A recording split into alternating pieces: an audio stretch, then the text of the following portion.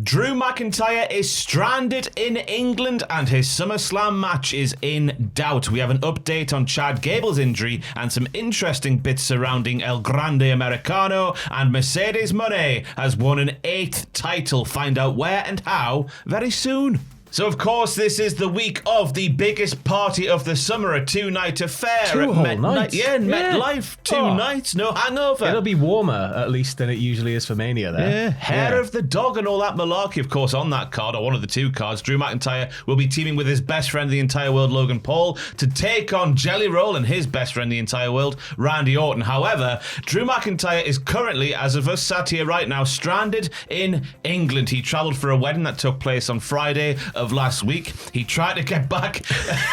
So he had the private check-in at the British airport. Hello, I'm Drew McIntyre. I'm going to go back to America where I've lived for several years. And they said, no, we're not going to let you through because you don't have your United States passport on your person. Yeah, so apparently US law requires, if you have a US passport, if you're a citizen or whatever, if you want to re-enter America, you can't do so on your other country's passport. You have to re-enter on an American passport. So it's weird, but Drew McIntyre is now stranded in Britain. Yeah, the week of SummerSlam. Drew notes that during the private check-in, he makes sure to say it's a private check-in because he's big and fancy and all that kind of thing. He said the people at the desk knew who he was, and they had pictures of the American passport on his telephone, but his wife, on his telephone? Am I 75 years old? On his mobile telephone. On his cellular communications device.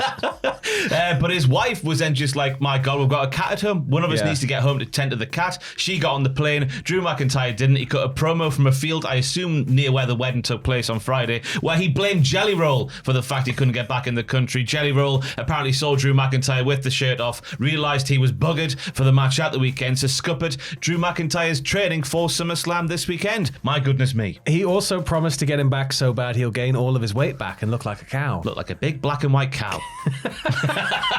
PW Insider, though, spoke to WWE sources and said this is legitimate, so it is quite concerning. Surely it means somebody's going to have to, probably his poor wife's going to have to fly back, turn to the cat, grab the passport, fly back, get the passport, and then Drew flies back. I was going to say, would you risk posting the passport? Is that worth the risk? You could like overnight super secure delivery it or something, but I think like surely it's just going to be get straight back on a plane with it. Yeah, I mean, we've got no doubt it will get resolved by the weekend. Maybe, in fact, I hope they play it up for the entire week. He's not going to be there. He's not going to be there. He is a replacement. It's like the worst wrestler in the world. They should just film him getting off the private WWE corporate jet, like, and it's shown during the pre-show or something. It's like, oh, he is going to make it. Or even better, just have him come in via helicopter. I think Charlotte Flair did the helicopter entrance. Comes down on like one of those like rappel ladders, just like. No, I think Charlotte Flair was obviously paying homage to her dad. Yeah, was that Mania 33? I think 5. Yeah, 35. Yeah, at MetLife. So he'll be there. I've got no doubt about it. But it is a really funny circumstance. Oh yeah, it's got to be infuriating, but at least they're going to be able to sort of bounce into it story wise. Yeah, adds a bit more drama. Oh yes, right. Some minor backstage news from last week. SmackDown, of course, we saw the big tributes to Hulk Hogan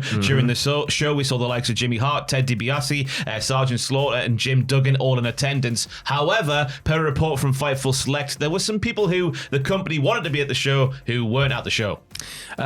So they said obviously there were some major changes to SmackDown this week after Hogan's passing. The majority of the show was shifted. The travel department had to arrange to bring in a ton of talent, and they had to produce and edit a lot of content for Friday. Not everyone that wanted to be there was able to make it though, so I'm assuming that it's just. Obviously, it was quite a dramatic announcement. The people getting them all corralled. There's so many members of staff, members of the roster.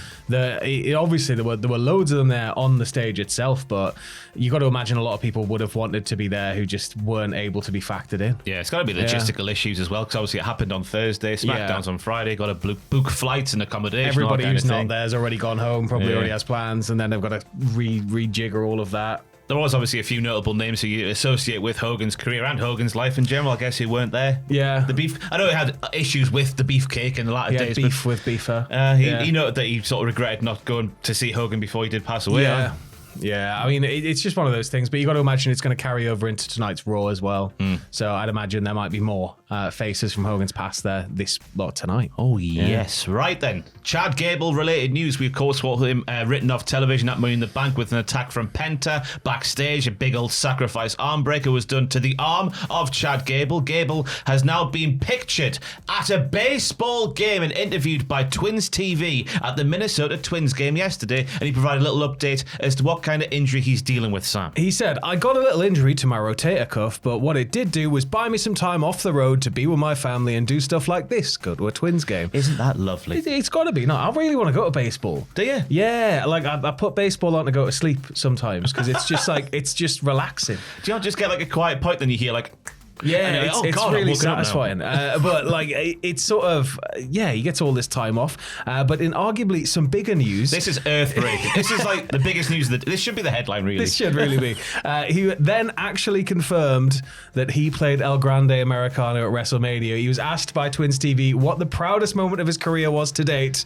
And he said, it's when I had a singles match at this year's WrestleMania. Now, I had to go back and check the Wikipedia listing for WrestleMania 41. Control F, Chad Gable. He doesn't appear on the card. So it can only be Grande Americano unless, of course, he was playing Travis Scott or something like that. He could have been playing a different character. He could have been one of the security guys. Yeah. But it's nice to see, isn't it? He finally got on the WrestleMania card after like 11 years in the company. But NXT included, put obviously. A mask on. He had to put a mask on and be somebody else. But it's nice to see he got his moment, and that's what he's most proud of. Mercedes Monet is running out of... Well, she has now run out of shoulder space for titles because over the weekend, she won 2 new championships. Heading into the weekend, she held the AEW TBS Championship, Rev Pro's Undisputed Women's Championship, CMLL's Women's Championship, and the EWA Women's Championship. But she's added 2 more, Sam.